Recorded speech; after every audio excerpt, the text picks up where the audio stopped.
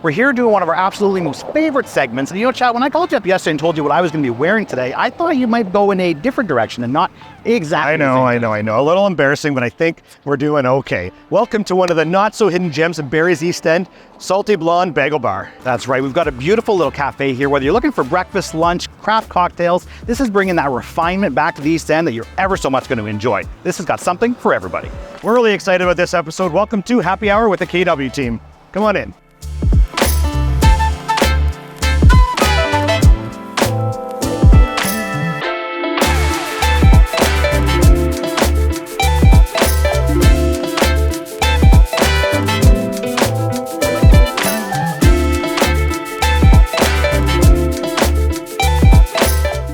We're inside, loving life here. Things are smelling good. This man needs no introduction at all. If you know anything about social media and restaurants in Barrie, Randy Feltis. That's right. As Chad mentioned, not only are you a little bit of a celebrity on social media, but anybody in the restaurant scene in Barrie is going to know you as well. This isn't your first kick at the can. You've had some other real successful venues. Yeah. So tell us a little about what you've done before and what led you here. You know, Barrie, in 1999, I opened up a little restaurant called Oscars. People still talk about it. Oh, yes. I did it for 14 years. I'm not that old. The joke was the doctors and lawyers would come in for dinner, and then their kids would come into the bar and close the place down. Right. So that was always a good time.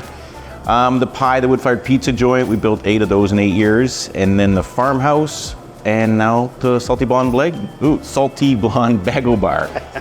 Tongue twister. Yeah, absolutely. So some of the most iconic names of restaurants in Barrie, obviously, that everybody knows. And now some of them beyond Barrie expanding. I mean, you've got locations for pie in all kinds of different places. Some of the other stuff centered here in Barrie. Obviously, you're in Barrie. You're a Barrie native yourself?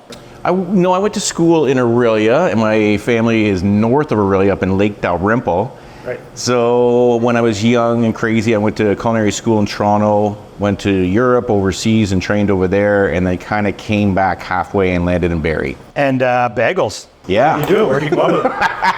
You know, when we found this location, we always choose a location first. We bought the building. Right. It was a big renovation. We're like, what are we going to put in there? Iconic, right? Yeah. Totally. This was Nino's for 49 years. Keep it going. So if a restaurant can survive 49 years, we know it's a good location. Right. We're like, what can we possibly do that could last another 49 years? And the simple answer was, you can't get a decent bagel anywhere.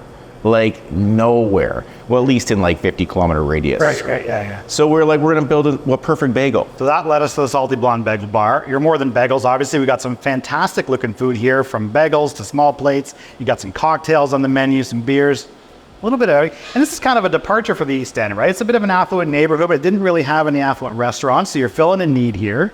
How'd you come up with the name? So the name was originally gonna be Salty Bagel Bar, but we're like, that kind of might not hit where we want it to hit. Right. But then the blonde popped up, and we're like, no, it's got to be salty blonde. It's the color. When we were doing all the testing, and we do sprinkling of the garlic salt on top, and so that all kind of blended together. And once we hit it, we're like, no, that's it. We're never changing it. What's your favorite dish? Okay, the signature is obviously the lox. Yeah. We do everything in-house. So we take the salmon, we cure it, we smoke it, we slice it. The baker is here at 3 o'clock in the morning baking bagels fresh every single day. They are all a sourdough base, and then we also do a biga. So they're being, the biga is now, or the sourdough is 2 years old because we were testing it for 2 years, or it's 3 years old because we were testing it for 2 years before we opened. And it just keeps getting better every single day. So we love the signature, and then we do like the meat and potatoes. So we got, I know that's more your style. So we got the muffaletta. This is Nino's muffaletta, so it's a bit of a tribute to Nino, who was here for 49 years. It's got the 3 different styles of Italian meats. It's got the olive tapenade in there, and then it has a little bit of Swiss as well. We got the 100-layer potato with crispy sopressata, and of course a baby gem salad. So, I mean, we hear about different kinds of bagels, right? Now, what's the inspiration here? Are these like Montreal South bagels, New York bagels? Oh, you're really stirring it up now, right? Because this is what everyone wants. When we decided to go bagels, we had to make that hard pivot. It's like, are we gonna go after Montreal bagels, or are we gonna go after more of a New York kind of style? And the simple answer was, even if, for some fluke, we made a better Montreal bagel than they make in Montreal, we will never win, because we don't live in Montreal. This isn't Montreal. So why would you compete on that side? Plus, we wanted to do sandwiches, and Montreal bagels aren't perfect for sandwiches. They're a little bit denser, there's a bigger hole, and they're not really good the next day. They're perfect for a small window, where our bagels, you can eat these 3 days later, you toast them up, they still feel fresh, they're perfect for a sandwich, they're crispy on the outside, but they're soft in the middle. I believe it's a better bagel than Montreal. Nice. Sorry, guys. They're coming up. They're going to come. I can't wait to dig into this one and find out. Let's go. Absolutely. You know what? I'm doing it right now. Let's get into it. Well, I ate half. Well, yeah, what's going on with you? You know, I could get you a second one, too. But you guys just look so romantic splitting it like that. Same coat, so might as well. Hey, cheers. It's not just food. You got some alcohol here, too. You know, we are known for our coffee. I think our coffee is fantastic. We're using Kicking Horse out of BC. We like to keep it Canadian. And then we also got a liquor license because, you know, you might want an espresso martini after a long day at work. Or maybe you want it first thing in the morning, right? Maybe you've been up all night closing a real estate deal. And then, of course, we got the Flying Monkey on tap.